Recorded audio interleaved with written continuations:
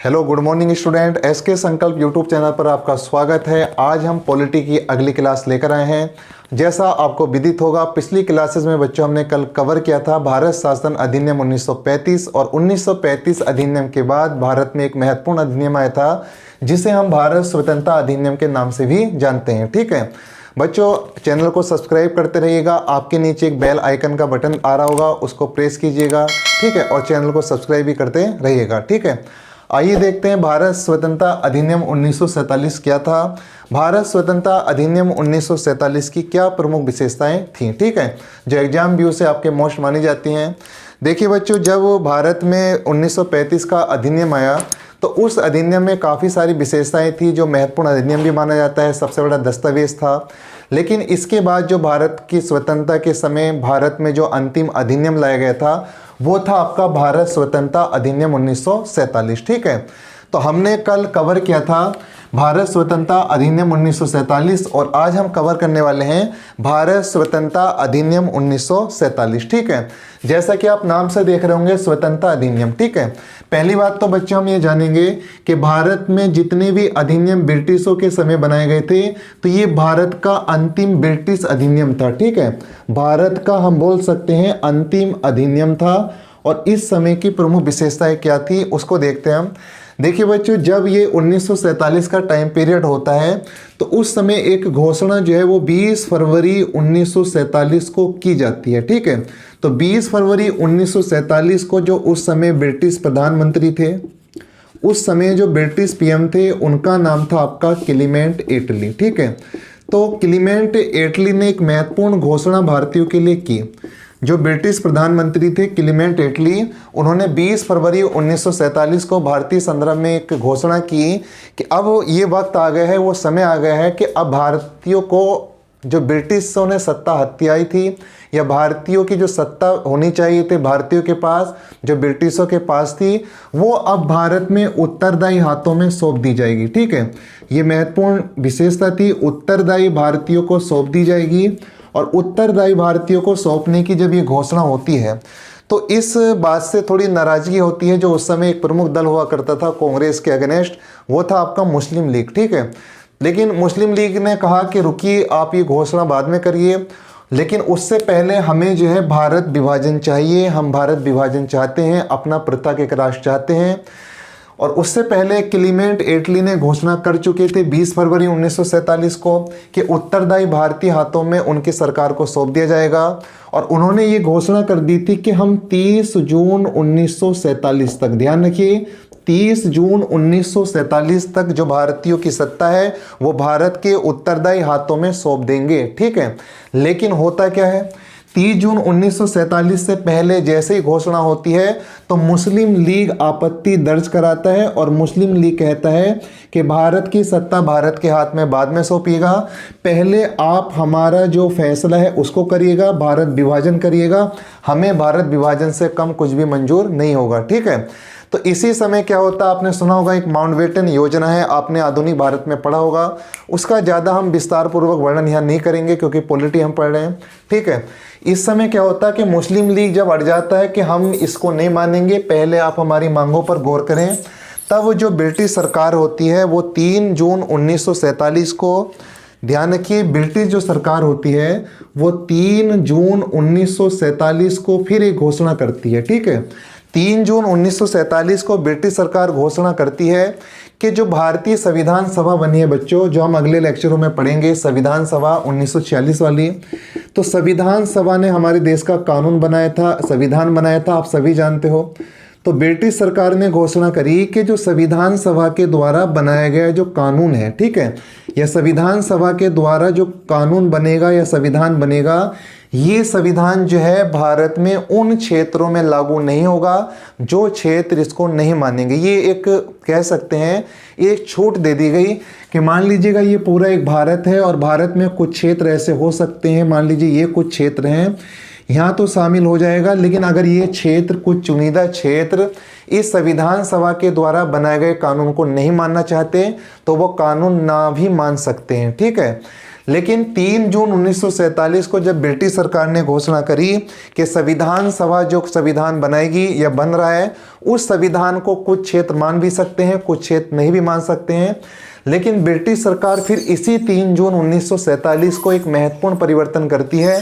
तत्कालीन जो भारत के वायसराय होते हैं, ध्यान रखिए वायसराय, 3 जून 1947 को जो तत्कालीन वायसराय होते हैं, और उन वायसराय का नाम है आपका लॉर्ड माउंटबेटन। लॉर्ड माउंटबेटन, तो लॉर्ड माउंटबेटन जो है, इसके थ्रू ब्रिटिश सरकार लॉर्ड माउंटबेटन के थ्रू एक कह सकते हैं एक भारत को बांटने की योजना लाती है, ठीक है, जिसे मनबाटन योजना भी कुछ तंज के रूप में कह दिया जाता है। तो भारत विभाजन की रूपरेखा जो है वो माउंटबेटन योजना से आती है, ठीक है। भारत विभाजन की जो योजना है बच्चों, वो आती है आपकी माउंटबेटन योजना से, ठीक है। अब देखिए 3 जून 1947 को वायसराय लॉर्ड माउंटबेटन होता है, ठीक है।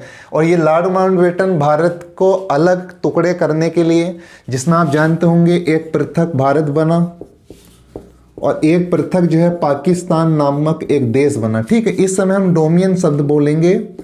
डोमिनियन शब्द क्यों बोलेंगे, उसका रीजन है, ठीक है। मैंने पिछले लेक्चर में बताया था आपको, अब ये डोमिनियन स्टेट होंगे 1950 तक, देश होंगे, राज्य होंगे, एक ही बात है, ठीक है। तो लॉर्ड माउंटबेटन भारत विभाजन की योजना लाते हैं 3 जून 1947 को, भारत और पाकिस्तान नामक देश को अलग करने के लिए। और बाद में इस योजना को कांग्रेस भी मान लेती है और मुस्लिम लीग भी मान लेती है, क्योंकि मुस्लिम लीग की तो मांग पूरी हो चुकी है। मुस्लिम लीग को यही चाहिए था कि भारत का विभाजन हो और एक हमारा पृथक देश बने। तो इसके बाद जब माउंटबेटन योजना कांग्रेस और मुस्लिम लीग दोनों एक्सेप्ट कर लेते हैं, तब भारत में ब्रिटिश सरकार एक महत्वपूर्ण अधिनियम लाती है, जिसे हम जानते हैं भारत स्वतंत्रता अधिनियम 1947 के नाम से, ठीक है। तो उम्मीद है यहाँ समझ में आया होगा आपको। तो भारत स्वतंत्रता अधिनियम जो 1947 होता है, उसकी महत्वपूर्ण विशेषताएं क्या हैं, इस अधिनियम में क्या क्या बातें कही गई थी, ठीक है। तो मैंने आपको बताया 20 फरवरी 1947 को क्लीमेंट घोषणा करते हैं, 30 जून 1947 तक भारत छोड़ देंगे, ये डेट ध्यान रखिएगा। मुस्लिम लीग इसका विरोध करती है, तभी 3 जून 1947 को जो ब्रिटेन सरकार होती है वो ये घोषणा करती है कि संविधान सभा द्वारा जो संविधान बना वो उन क्षेत्रों में लागू नहीं होगा जो इसको नहीं मानेंगे, उनको ये पावर दे दी गई, एक शक्ति दे दी गई। इसके बाद क्या था कि ब्रिटिश सरकार ने मुस्लिम लीग की बात मानी और भारत का विभाजन करा। तत्कालीन वायसराय आपके होते हैं लॉर्ड माउंटबेटन, और माउंटबेटन जो योजना लाते हैं उसे माउंटबेटन योजना कहते हैं, और वो भारत विभाजन से संबंधित होती है, और इसमें भारत और पाकिस्तान नामक 2 देश बन जाते हैं, ठीक है, उनका रास्ता खुल जाता है। अब ये अधिनियम लाते हैं भारत स्वतंत्रता अधिनियम 1947, ठीक है। अगर बच्चों हम इसकी विशेषताओं की बात करते हैं, क्या मुख्य विशेषता इसके अंदर होंगी, देखिए जैसा नाम से दिखाई दे रहा होगा स्वतंत्रता अधिनियम, तो पहला इंपॉर्टेंट पॉइंट तो यही होगा कि इस अधिनियम के द्वारा भारत को एक संप्रभु देश बना दिया, एक स्वतंत्र देश बना दिया, और जो भारत में ब्रिटिश सत्ता थी उसको कर दिया क्या, इसको समाप्त, ठीक है। भारत जो है एक संप्रभु देश बन गया। इसके बाद मतलब भारत से ब्रिटिश सत्ता का क्या हो गया, आपका अंत हो गया। ब्रिटिश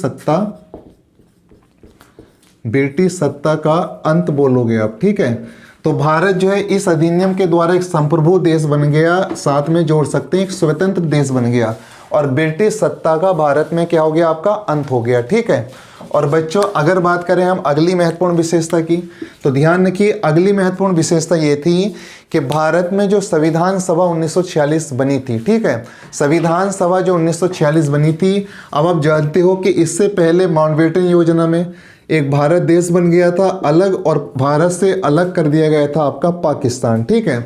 तो अब ये इस एक्ट में, इस अधिनियम में ये छूट दे दी गई कि जो दोनों पृथक देश बने हैं अलग अलग, ये संविधान, क्योंकि संविधान सभा तो जब बन गई थी आपकी जब चुनाव हो गए थे, जब भारत और पाकिस्तान एक ही थे, मुस्लिम लीग के सदस्य भी शामिल थे, कांग्रेस थी, अन्य लोग भी थे।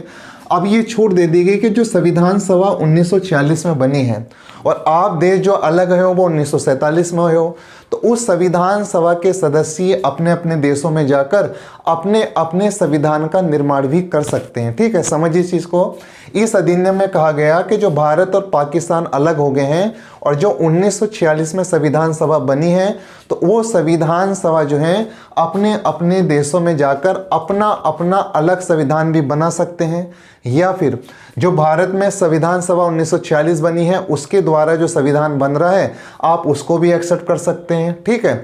और जो संविधान सभा बनी है उसको ही आप अपने देशों में संसद का रूप भी दे सकते हैं कुछ समय के लिए, ठीक है। तो अगली महत्वपूर्ण विशेषता की ओर आते हैं।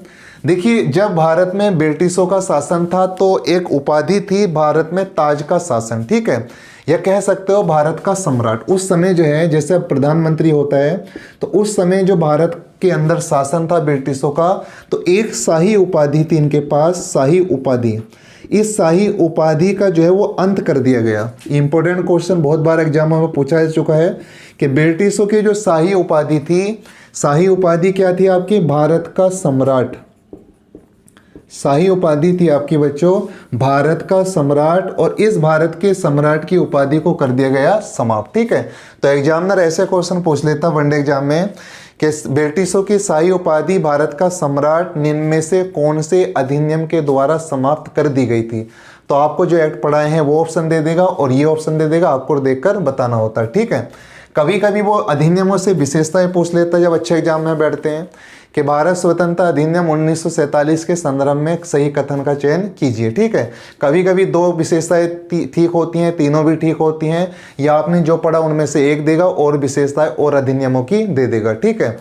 देखिए बच्चों, अगली महत्वपूर्ण विशेषता की अगर हम बात करें, मैंने आपको बताया था कि जब भारत में ब्रिटिश शासन के अंतर्गत ईस्ट इंडिया कंपनी को समाप्त करा था 1858 में महारानी ने, तो इसके बाद भारत में महारानी ने इसके बाद महारानी ने जब ताज का शासन चलाया था भारत में 1858 के बाद, ईस्ट इंडिया कंपनी का जो डायरेक्ट शासन था वो खत्म कर दिया था। तो ये एक दो महत्वपूर्ण पद लाए थे, ठीक है, जिन महत्वपूर्ण पदों में ब्रिटेन के अंदर बैठता था भारत का सचिव, एक होता था आपका भारत का सचिव। तो ये जो भारत के सचिव का पद था ये इस एक्ट के द्वारा कर दिया गया समाप्त, ठीक है। अगली महत्वपूर्ण विशेषता देखते हैं। इन्होंने 1858 के अधिनियम में ही एक पद का नाम बदला था, जो हम 1858 से पहले गवर्नर जनरल कहा करते थे। उसके बाद महारानी के समय जो था वायसराय की नियुक्ति की जाने लगी थी।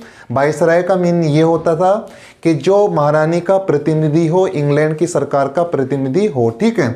तो भारत में अब वायसराय के पद का नाम बदल दिया, पद ही समाप्त कर दिया, ठीक है।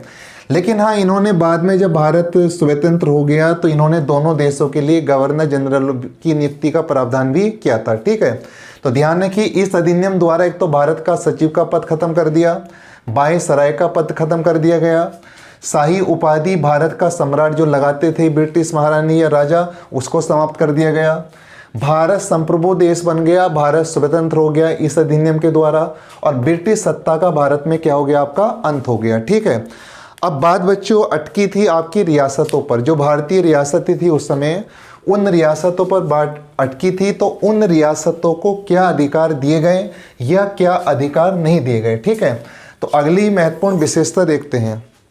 1946 में जो संविधान सभा बनी बच्चों, 1946 में जो संविधान सभा बनी, 1946 में जो संविधान सभा बनी थी, तो 1946 की इस संविधान सभा में एक कानून बनाया था जिसे हमने संविधान कहा। तो इस एक्ट में ये प्रावधान किया गया कि इस संविधान के अंतर्गत, ध्यान रखिए, ये संविधान के अंतर्गत जो भारत में राज्य हैं, केंद्र हैं या रियासतें हैं, या क्या है आपकी रियासतें, ठीक है। तो अब ये चीज बनी कि रियासतें जो हैं इस संविधान को मान भी सकती हैं और इस संविधान को नहीं भी मान सकती हैं। और अन्य महत्वपूर्ण विशेषता ये थी बच्चों, ये छूट दे दी गई कि अगर रियासतें जो हैं भारत में, अगर वो भारत के साथ शामिल होना चाहती हैं स्वतंत्रता के बाद तो हो सकती हैं, और अगर वो पाकिस्तान देश के साथ जाना चाहती हैं तो पाकिस्तान में भी शामिल हो सकती हैं। और रियासतें ना तो भारत के साथ जाना चाहती हैं ना पाकिस्तान के साथ जाना चाहती हैं, तो रियासतें स्वतंत्र रूप से एक इकाई के रूप में अपना शासन कर सकती हैं, ठीक है। तो ये महत्वपूर्ण जो विशेषता थी ये भी आपकी भारत स्वतंत्रता अधिनियम 1947 की थी, ठीक है। तो ध्यान रखिए, कौन सा अधिनियम था जिसमें बच्चों ये कहा गया था कि भारतीय रियासतें पृथक पाकिस्तान या पृथक भारत या दोनों के साथ ना जाना चाहें तो स्वतंत्र रूप से भी रह सकती थी। हालांकि बाद में इनको विलय कर लिया गया था पुलिस कार्रवाई द्वारा, कुछ रियासतों को, कुछ को हस्ताक्षर द्वारा, ठीक है, वो अगली बात थी। फिलहाल संविधान सभा के तहत ब्रिटिश सरकार ने ये बात इन पर लागू की थी, ठीक है। बच्चों, अगर हम भारत स्वतंत्रता अधिनियम 1947 की अन्य महत्वपूर्ण विशेषता पर गौर करें तो देखिए इस समय क्या था कि जब भारत और पाकिस्तान देश अलग हो गए थे इस अधिनियम के द्वारा, अभी पिछली बार मैंने बताया भारत अलग हो गया, पाकिस्तान हो गया अलग, ठीक है, तो वायसराय का पद तो हो गया था समाप्त। तो इन्होंने क्या था, भारत और पाकिस्तान के अंदर गवर्नर जनरलों की नियुक्ति की थी। ध्यान रखिए, गवर्नर जनरलों की क्या की, बोलिए, नियुक्ति। अब क्या था कि हमारा जो देश भारत है, तो भारत का जो गवर्नर जनरल था बच्चों, वो बनाया गया था आपका लॉर्ड माउंटबेटन को। अब आपको थोड़ा अजीब लगेगा, लॉर्ड माउंटबेटन। देखिए अगर क्वेश्चन पूछता है एग्जामिनर कि भारत का, स्वतंत्र भारत का पहला गवर्नर जनरल कौन था, स्वतंत्र भारत का पहला गवर्नर जनरल, तो वो लॉर्ड माउंटबेटन था। और स्वतंत्र भारत का अंतिम गवर्नर जनरल, अंतिम गवर्नर जनरल पूछेगा स्वतंत्र भारत का, तो वो थे आपके सी राजगोपालाचारी। ये ऐसे भी पूछ लेता है कि स्वतंत्र भारत के पहले भारतीय, ध्यान रखिए, पहले भारतीय गवर्नर जनरल कौन थे, तो पहले अगर भारतीय लगाया है तो भारतीय पहले थे सी राजगोपालाचारी, ठीक है।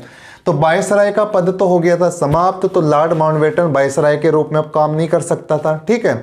हाँ, इन्होंने भारत में जब स्वतंत्र हो गया तो गवर्नर जनरल की नियुक्ति करी, पाकिस्तान में भी की। भारत में इन्होंने गवर्नर जनरल के रूप में जो वायसराय था अंतिम भारत का, उसको स्वतंत्र भारत का पहला गवर्नर जनरल बनाया, और स्वतंत्र भारत का पहला गवर्नर जनरल बना आपका लॉर्ड माउंटबेटन, ठीक है। लॉर्ड माउंटबेटन ने एक मुख्य कार्य क्या था कि उस समय हमारे देश के जो प्रमुख नेता थे पंडित जवाहरलाल नेहरू, ध्यान रखिए, पंडित जवाहरलाल नेहरू, तो इन्होंने जो था पंडित जवाहरलाल नेहरू को लॉर्ड माउंटबेटन ने पहले प्रधानमंत्री के रूप में शपथ दिलाई थी। ध्यान रखिए, कभी कभी पूछता है कोई कि बताइए भारत के जो पहले प्रधानमंत्री थे अंतरिम सरकार के, स्वतंत्र भारत के, उनको शपथ दिलाने वाला व्यक्ति कौन था आपका, तो वो लॉर्ड माउंटबेटन था। लेकिन इस समय लॉर्ड माउंटबेटन वायसराय के रूप में नहीं था, गवर्नर जनरल के रूप में था, ठीक है। और अन्य अगर महत्वपूर्ण चीज़ों की बात करें बच्चों जो इसमें थी, वो ये थी कि संविधान सभा जो हमारी बनी थी उसके तहत, जो संविधान सभा के तहत संविधान बना था हमारा या बन रहा था उस समय, तो ब्रिटिश सरकार ने यह अधिकार संविधान सभा को दे दिया, ठीक है। ब्रिटिश सरकार ने भारत की संविधान सभा को यह अधिकार दे दिया कि अब आप जो हैं, जो ब्रिटिश कानून हम लाते थे, जो ब्रिटिश सरकार कानून लाती थी या लाई है मान लीजिए, तो ब्रिटिश सरकार के कानूनों को आप मान भी सकते हो और आप नहीं भी मान सकते हो। कहने का मतलब ये है कि संविधान सभा को ब्रिटिश सरकार ने ये पावर दे दी कि जो ब्रिटिश सरकार के कानून हैं, जो ब्रिटिश सरकार के क्या है, बोलिए, कानून, ये भारतीय संविधान सभा जो है इनको कैंसिल करने के लिए कानून ला सकती है या मान भी सकती है, ये उसके अधिकार क्षेत्र में आ गए हैं, ठीक है। तो ये इंपॉर्टेंट विशेषता थी। और बच्चों एक इंपॉर्टेंट विशेषता और थी जो एग्जाम के लिए काफ़ी इंपॉर्टेंट होती है कि ये जो संविधान सभा हम पढ़ रहे हैं बार बार, संविधान सभा, हालांकि अगले लेक्चरों में पढ़ेंगे, हम सीधे एक्ट पढ़ रहे हैं। चूँकि ये संविधान सभा, क्योंकि उस समय हमारे देश में पार्लियामेंट तो थी नहीं आज की तरह, तो ब्रिटिशों ने ये भी इस अधिनियम में कहा था, इस अधिनियम में ब्रिटिश सरकार ने, कि इस अधिनियम में ये कहा गया कि जो संविधान सभा है, ठीक है, ये संविधान सभा ही भारत में संसद के रूप में कार्य कर सकती है, ठीक है। समझिए चीज़ को, संविधान सभा दो तरीके से बैठकें करती थी, हालांकि ये चीज़ें यहाँ बताने की नहीं है। संविधान सभा की बैठक जब संविधान सभा की तरह होती थी तो वहाँ उन सदस्यों का काम केवल संविधान कानून के पहलुओं पर चर्चा करना होता था, कानून या अनुच्छेद बनाने या क्या क्या जोड़ना है नहीं जोड़ना, केवल कानून से संबंधित चीज़ें होती थी। लेकिन ये संविधान सभा ही भारत की संसद के रूप में भी काम करती थी, और जब ये संसद के रूप में काम करती थी तो ये संसद वाले काम करती थी, ठीक है, भारत में शासन और प्रशासनिक चीज़ों को लेकर। तो ये महत्वपूर्ण चीज़ें थी। तो अंतिम महत्वपूर्ण चीज़ मैंने आपको ये बताई कि इस अधिनियम में ब्रिटिश सरकार ने ये अथॉरिटी दे दी संविधान सभा को कि संविधान सभा भारत की संसद के रूप में भी कार्य कर सकती है, ठीक है। तो उम्मीद है बच्चों भारत स्वतंत्रता अधिनियम 1947 के सभी पॉइंट आपको अच्छे से समझ में आए होंगे, जो एग्जाम के लिए अति महत्वपूर्ण होते हैं। ठीक है, आज के लिए इतना, बाकी हम अगले लेक्चर में कवर करेंगे। Thank you.